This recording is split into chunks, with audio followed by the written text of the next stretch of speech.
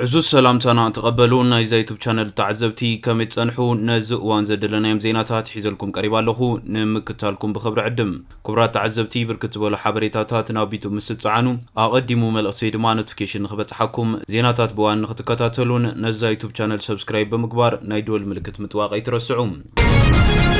بريزيدنت هاجر إيرترا إساياس أفوركي تمال سوني 12 تري مس تلفزيون إيرترا أبز جبرو قال محتت مس بروجكت ماغا زت أساسر بوليسي أمريكان صمدو إيرتران أمريكان قداي سودانن إثيوبيان التكايدو زلا تخت الرخاتات أنصار إيرتران زمدنا مس هاجر جبسن سعوديان العيلو تزاريبو نيروم أبز بيتاو قداياتون زتوسنو قدايات العيلو لهم أبتي نوح زرزرات زقمت أولو مجلتي على ما وخنتات بريزيدنت إساياس نتو قداي بصفحات بمنصر بوليسي وصا أمريكايو كدس سوترايو اتي حج زرق زولو كونتات ندحريت ملسيلكا كابزح الكوينات دحريو دحر ودكات حبرت سوفيت زتفتره انكو قصراوي علماو سرعات مرأي كم زدلون بريزيدنت إساياس أفوركي تقيسلهم اذا علم دحر دقيم نابتحت قصصر كاتوا لنا زبل اكايدا 30 عامت حليفو زفترو صلواتات صعبينتن كم زلون بريزيدنت إساياس أفوركي اميتلهم اما مجلسيو بريزيدنت إساياس ابزي اكايدا زي امريكا بقطبا يخون بتكنولوجي انا دخمت كتكيد كم زتصنحت بمملخات زي مسداق مممصا ترامب تقلقلم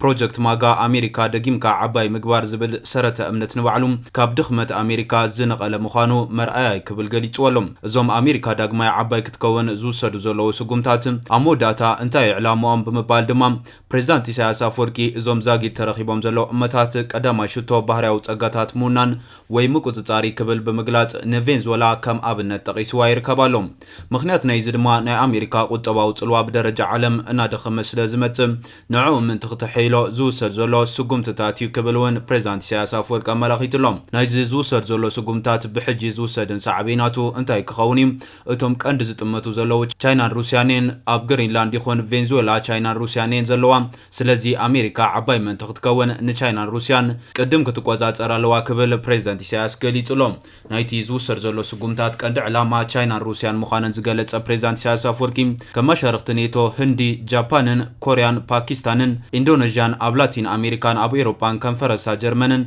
ابت مسرع كم زلوا حبير يركبالهم ازي امريكا عباي كتكون بزبل زغبر زلو منقسقاسات بزتفلالي منقدتات كم زقربون بريزيدنت إساياس ملخيتلهم ابزي بحرياو ጸጋታትን መምዝማዝ بسم اداب زغبر زلو متتتاو اب كم فنزويلان كالوت مسرع زلوا هاغرات بسم اب نيجيريان دبوب افريكان كم زتراين يغفعون يقتلنا لونا بلكا زغبر متتتاو كمونغونيا خوينكا مقراب اب كم غداي روسيا يوكرينن ارمينيان አዘርባይጃን ህንድን ፓኪስታንን ካምቦዲያን ታይላንድን ካልኦትን አካል ናይ ተማጋ ዝብል አሜሪካ ደጊማ ዓባይ ናይ ምግባር አጀንዳ ሙኻና ስሚርሉም አታሕይዙን ቀረጽ እዚ ታሪፍ ዝበሃል ንገዛ ሩሱ ንምቁጽጻሪ በመባል ብዛዕባ ንፍሰት ዝመልከት ፖሊሲታቱን አብ አሜሪካ ክትአቱ ዘይክትአቱ ዝግበር ዘሎ ነዝና አሜሪካ ክዳኽም ዝጸንሐ ተሪኦታት ተባሂሉ ንዑን ሙጋድ ዝውሰድ ዘሎ ስጉምታት እዩ ክብሉን አረዲ ኢሎም ጽምዶ ኤርትራን አሜሪካን ብዝምልከት ኣብ ዝሃቦ መግለጺ እውን ኣብቲ ቃለ ምሕትት ነቲ ኣብ ናይ ዝሓለፈ ሓምለ ቃለ ምሕትት ንዘለዓለ ጉዳይ ጽምዶ ምስ ዋሽንግተን በጽሒዎ ዘሎ ደረጃን ፖሊሲ መንግስቲ አሜሪካን ኣብ ዞባ ቀርና አፍሪካን አመልኪቱ ንዝቐረበሉ ሕቶውን ዘለዎ ኩነታዊ መብርሂ ይብሎም ፕሬዝዳንት ኢሳያስ ኣብ መልሱ እንኮ ቆጽራዊ ስርዓት ምስናጽነት ኤርትራና ተቐቢልና ድሕሪ ምባል እቲ ማእዘኑ ዝስሓተ ፖሊሲታት አሜሪካ ዘኸተሉ ዕንወት ከይተጸባጸብና ነቲ ጽምዶ ኣብ ቀዳሞት ዓመታት ናጽነትና ጀሚርና ያኒርና በመባል ድሕሪት ንዝነበረ ምዕባለታት ተናኺፍሎም ነቲ ኣብ ዝሓለፈ ቃለ መጠይቁ ዝበሎ ብምድጋም ድማ ኣብ ቀዳማይ ዘመን ስልጣን ትራምፕ ኣብ ዝነበረ ሓደ ዓመት ዝጀመረ ተበግሶም ብድሕሪኡ ዝተረፉ 3 ዓመታት ተወሰኾ 4 ዓመት ምምሕዳር ባይደን ዳርጋ 7 ዓመታት ተኸሲሩ ክብሉን ገሊጽሎም ትራምፕ ምስ መጸነት ዝነበረ ጽምዶ ከም ዝቐጸለ ዘመልከተ ፕሬዝዳንት ኢሳያስ አፈወርቂ ኣብ ዝሓደ ዓመት ዝተዓዘብናዮ ዝብሎ ጉዳይ ኣመኸርቲና ዝብሉ ነቲ ጽምዶ ጀምር ካብ ዝብል ዕድል ክህብዎ አይደለዩም በመባል ሎቢስታት አሜሪካውን ከም ዓብ ጸገም ዕንቅፋት አቐሚጥዎም ይርከባሎም ፕሬዝዳንት ኢሳያስ አፈወርቂ መግለጺው መደወኒ ወይ ድማ መሰይጠና ዓይነት መልእኽቲ ብኸመይ መንገዲ ከምዝ ተገራጫው መልእኽቲ ክመጽ ይኽእልን ክብል ሓቲቱሎም ብተወሳኺውን ኣብቲ ጽምዶ ንኽልቲያው ጉዳያት ጥራይ ዘይኮነ ብዛዕባ ኢትዮጵያን ሶማልያን ሱዳንን ዝበሉ ጉዳያት ናይቲ ዞባውን አሜሪካ ሓሳባትና ክነካፍል ኣለና ክብል ፕሬዝዳንት ኢሳያስ ተሰሚዑሎም ኩነታት ሱዳን ብዝምልከት ኣብ ዝሃቦ መግለጺ ድማ ፕሬዝዳንት ኢሳያስ ኣብ መግለጺኡ ናብ መጻጸኣ ኩነታት ሱዳን ኣመልኪቱ ታሪኻዊ ድሕረ ባይቱ ድሕሪ ምጥቃስም ህዝቡ ሱዳን ድሕሪ ነዊሕ ምጽማም ነቲ ስርዓት አልበሽር ብፍኑን ዓቢ ከም ዝኣለዩ ብምግላጽ ሰራዊት ምስ ህዝቢ ሱዳን ደው ኢሉ በመባል ድማ ላዕላዊት ሀገር ትካል ሙኻን ዘረጋግጸሉ ታሪኻዊ አጋጣሚ መንባሩ መስኪሩሎም ሰራዊት ከም ላዕላዊት አካል ጎን ሱዳን ደው መባሉ ናብ ሓድሽ መሰጋገር መድረኽ እቲዎም እዚ ድማ ናብ ግዚያዊ መሰጋገር ባይቶ ከምስረት ኣፍደገ ከም ዝኸፈተ ፕሬዝዳንት ኢሳያስ አፈወርቂ ጠቂሱሎም ነቲ ቅድሚ 13 ዓመት ዝተባረዐ ኩናት ሱዳን አመልኪቱ ድማ ፕሬዝዳንት ኢሳያስ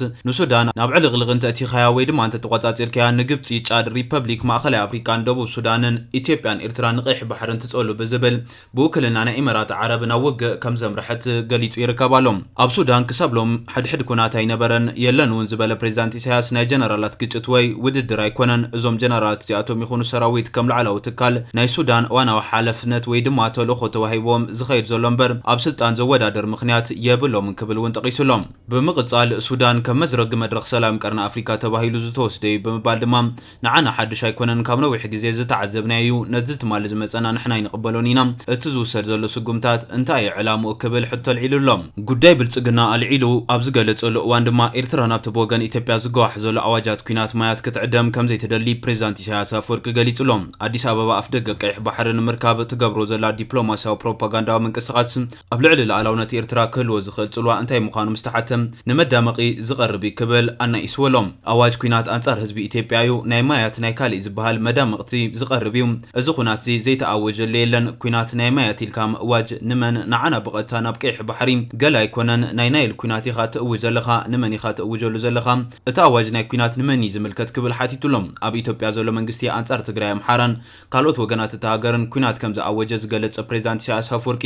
ናብ ከም ዝደኣመሰለ ቅልውላው ዘምርሕ ሰብ ሰነፍ ነዳይ ፈራሕ ሰስዕ ጥራሕ ክብል ወቂሱሎም እንተኾነ ሰብ ኣልቦ ነፈርቲ ድሮናት ኣጽዋራት ካብ ደገ ናብ ኢትዮጵያ ይኣቱ ከም ዘለውን ተዛሪቡሎም መኒ ዘምፀን ዘሎ ተንድሮናት መኒ ኸነ ዝኹሉ ኣጽዋር ካብ ደገ እናሸመተ ዘምጽእ ዘሎ መኒ ነዝኹሉ ውዲታት እዚ ድምውል ዘሎ ካበ እዩ ዝመጽእ ዘሎ እቲ ገንዘብ ብምሉእ ናብ ዝኸይድ ዘሎ መኒቱ ዝግዛእ ዘሎ ዕሱብ ስለምንታይ እዩ ዝግዛእ ዘሎ እንታይ ክበልዕ ኢሉ ዝኣቱ ዘሎ ክብል ፕሬዝዳንት ኢሳያስ አፈወርቂ ሓቲቱሎም እዚ ፀዋታ እዚ ናይ ብልጽግና ኣጀንዳ ኣይኮነን ብምባል ድማ ናይ ካልኦት ኣጀንዳ እዚ እቶም ድምውል ዘለው እቶም ገንዘቦም ዝህቡ ዘለው ምስቲ ኣቐዲመ ክጠቕሶ ዝጸናሕኹም ናይ ሱዳን ኩነታት ካብኡ ፈሊኻ ዝረአ ኣይኮነን ክብል ተንቲኑሎም እቲ መግለጺ ናብ መን ዘነጻጸረ ምዃኑ እቲ ፕሬዝዳንት ብንጹር እንተዘይጠቐሰ ቅድሚ ሕጂ ምስቲ ጉዳያት ብዝተተሓዘ ንተራሕቡራት ኢሚራት ዓረብ ነቒፉ ነይሩ እዩ ኣብቲ ኣብ ዝሓለፈ ሓምለ 2025 ዘካየዶ ቃለ ምሕትት ብወገን ኣዲስ ኣበባ ብስም ኣፍ ደገ ባሕሪ ዝቃላሕ ዘሎ ጥሙሕ ኢትዮጵያ ዘበገሰቶ ኣጀንዳ ከም ዘይኮነ ብምሙጋት እቲ መዓልታዊ ናብ ኢትዮጵያ ዝጓራት ዘሎ ኣጽዋር ካብ ኢሚራት ይመጽእ ምህላው ካብ ዓይኒ ዝተኸወለ ኣይኮነን ክብል ከሲሱ ምንባሩ ይዝከር እዩ ሙሱዳን ብዝተሓሓዝ እውን ብግዜ ሼክ ዛይድ ዝፈልጣ ኢሚራት ዝገለጽ ኣይኮነን ብምባል ኣብ ግዜ ፕሬዝዳንት ሼክ ዛይድ ዓብይ ታሪክ ዝነበራ ሃገር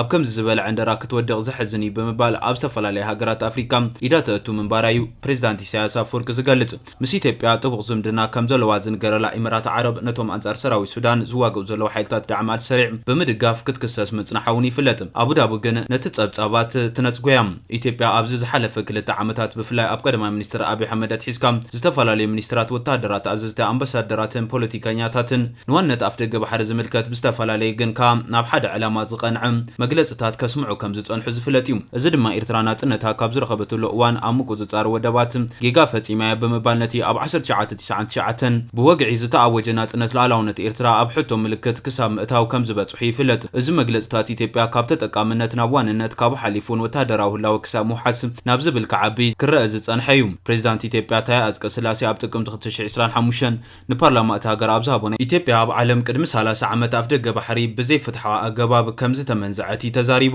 ኢትዮጵያ ኣብ መንጎ ኣባይን ቀይሕ ባሕርን እትርከብ ሃገርያ ናይ ወጻኢ ዕድላ ድማ ምስ ክልቲኡ ማያት ዝተኣሳሰሪ ክብል ተሰሚዑ ነይሩ ይኹን እምበር ኢትዮጵያ ብዘይፍትሓዊ መንገዲ ህዝቢ ማእኸል ብዘይገበረን ብዘይሳተፈ ኣገባብ ካብ ባሕሪ ርሒቓ ጸኒሓ ክብል ገሊጹ ኢትዮጵያ ናብዞም ማያት ንኽትምለስ ናይ ፍትሓዊ ልምዓት ተጠቃሚ ንኽትከውን መንግስቲ ኣብ ምስራሕ ይርከብ ዝበለ እቲ ኢትዮጵያዊ መራሒ ድሕሪ 13 ዓመታት ጉዳይ ኣፍ ደገ ባሕሪ ማሕበረሰብ ዓለም ዝዛረበሉ ዛዕባን ሓሳብን ክኸውን ክኢሉ ኣሎ ክብል ኢሉ ምንባሩ ይዝከር ኢትዮጵያ ንዘለኣለም እስርቲ መልክዓ ምድሪ ጂኦግራፊ ኮይና ክትነብር ኢሉ ዝሓስብ ኢትዮጵያዊ እንተሎ ብደው ዝሞተ ዝብል እምነት ሒዙ ዘሎ አብይ አሕመድ ብወገኑ ጉዳይ ኣፍ ደገ ቀይሕ ባሕሪ ክእረም ምዃኑ ክምጉት ጸኒሑ እዩ ኣብ ዝሓለፈ ልዕሊ 3 ዓመታት ምስቲ ጉዳይ ብዝተሓሓዝ ዝምድና ኣስመራን ኣዲስ ኣበባን ናብ ዝኸፈ ደረጃ ወሪዱ ሰበስልጣን ክልቴን ሃገራት እውን ኣብ ደርባ ቃላት ተጸሚዶም ምጽንሖም ይፍለጥ ፕሬዝዳንት ኢሳያስ አፈወርቂ ግን ግዜ ካይተጥፍእ ብምባል ኣብ ናታቶም ማኣዲ ናይ ቆይቁይ ማኣዲ ናይ ሓሶት ማኣዲ ናይ ምድንጋር ክንዕደም የብልናን ስራሕና ክንገብር ክንክእል ኣለና ኢሉሎም ዜና ናትና ከማን ክንጠቕሶ የብልናን ክዝረበሉ ዘይብሉ ጉዳይ ክብለና ይስወሎም ኩናት እንተኣታዊጁልና ደሓን ብመዓልቱ መብዛሕትኡ ክርኢና ኣይመጽእኒዩ ኣይንብልኒና ንሕና ግን ኩናት እንተ ተኣዊጁ መሰልና ናይ ምክልኻል ንዝኾን ወገን ሓተሉ ምኽንያት የለን ክብል እውን ገሊጹሎም ሰበመዚ ኢትዮጵያ ብወገኖም ፕሬዚዳንት ኢሳያስ ኣብ ውሽጣዊ ጉዳያት ሃገሮም ኢዱ ብምእታው ንዕጡቓት ይድግፍ ኣሎ ብምባል ክኸሱ ጸኒሖም ይርከቡ ኣለዉ ፕሬዚዳንት ኢሳያስ ኣፈወርቂ ኣብ መወዳእታ ንዘቤታዊ ጉዳያት ኣመልኪቱ ኣብ ዝሃቦ መግለፂ ድማ ኣብቲ ዝቐረበሉ ዘቤታዊ ጉዳይ ትሕተ ቅርፂ ማይ ትምህርቲ ሱታፌ ዲያስፖራን ኣልዒሉሎም ኣብ 2026 ቀዳምነት ህንፀት ትሕተ ቅርፂ ክኸውን ዘለዎ ብምባል ድማ ናይ ጽርግያታት ነገራት ከሊስና ቅድሚ ሕጂ ወጢና ዘይሰራሕናዮም ንምንታይ ኣብ 2026 ግን ክንሰርሖም ዘለና ሓደ ክልተ ኢልና ክንቕምጥ ኣለና ምስ ጎረባብትና ዘራኽብ መስመራት እውን ክስራሕ ኣለዎ ኢሉ ክብል ገሊጹሎም ንሕና ንትሕተ ቅርፂ ማይ ምዃኑ ድሕሪ ምጥቃስ ነዚ ዝስዕብ ከዓ ፀዓት እዩ ብቐዳምነት 360 ሜጋዋት ፀዓት ምምንጫዊ ክብል እንከሎ ኣብ ጉዳይ ፀዓት ኒኩለር ክንጥቀም ኣለና ኢልና ንሓስበሉ እውን ርሑቕ ክንብል የብልና ክብላ ተንቢህሎም ኣብ ጉዳይ ትምህርቲ እቲ ዝዓበየ ብድሆ ፀጋታት ሰብና እዩ ብምባል ኣብ 2026 ክሳብ 2030 ዝኸይድ ዝዓበየ መደብና ንስርዓት ትምህርትና ምቕያር እዩ ናይ ትምህርቲ መደብ ቀዳምነት ናይ ቀዳምነት ኢል ክብል እውን ተሰሚዕሎም ምዘተሓይዙ ፕሬዚዳንት ኢሳያስ ጉዳይ ዲያስፖራ እውን ኣልዒሉሎም ሱታፌ ዲያስፖራ ኣድማዕ ዝኾነሉ መንገዲ ክግበር ኣለዎም ድሕሪ ምባል ኣብ ዝሓለፈ 3 ዓመት ዝወፀ መደብ ክንገብሮ ዘይምኽኣልና ስንፍናና ኣይኮነን ክብል ተሰሚዕሎም በዚ ድማ ኣብ ጉዳይ ምኸተ ምሕዝነታቶም ምስ ዝተፈላለዩ ህዝብታት ዘለዎም ርክባት ብምስፋሕ ፖለቲካዊ መኸተ ክሐይሉ ምስ ሕጂ ዘሎ ናይ ሚድያ ሓይሊ ዜናዊ መኸተ ንምግጣም እውን ውዳቤ የድሊ ክብል ተሰሚዕሎም ኣብ ወፃኢ ዝርከቡ ብኣድማዕነት ኣብ ዝተፈላለዩ መዳይ ኣድማዕ ተሳትፎ ክገብሩ ክኽእሉ ምእንቲ መዓልቲ ንሰርሓሉ ኣለና ድሕሪ ምባል ነዚ ድማ ዘድሊ መርሓ ጎደና ተዳልዩ ኣሎ ሽቱኡ ከም ዝወቅዕ ድማ ዘጠራጥር ኣይኮነን ብምባል ቃለ መሕትቱ ዛዚሙ ይርከብ ኣሎ እዚ ከምዚ ኢሉ እንከሎ ሶማል ምስ ሕቡራት ኢማራት ዓረብ ዝጸንሐ ወታደራዊ ስምምዓት ከም ዘሰረዘት ኣፍሊጣ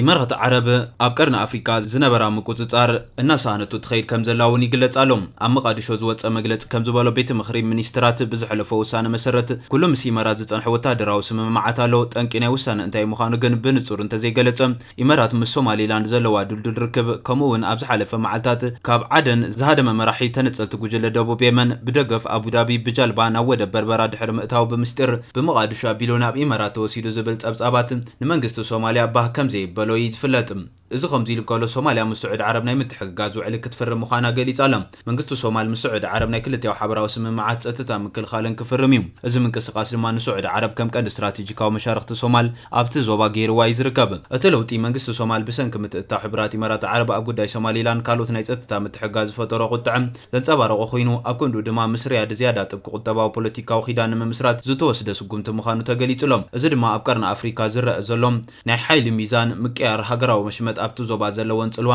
ንምስፋሕ ዝገብሮ ዘለዋ ውድድር ዘጉልሕ ምዃኑ ተገሊጹሎም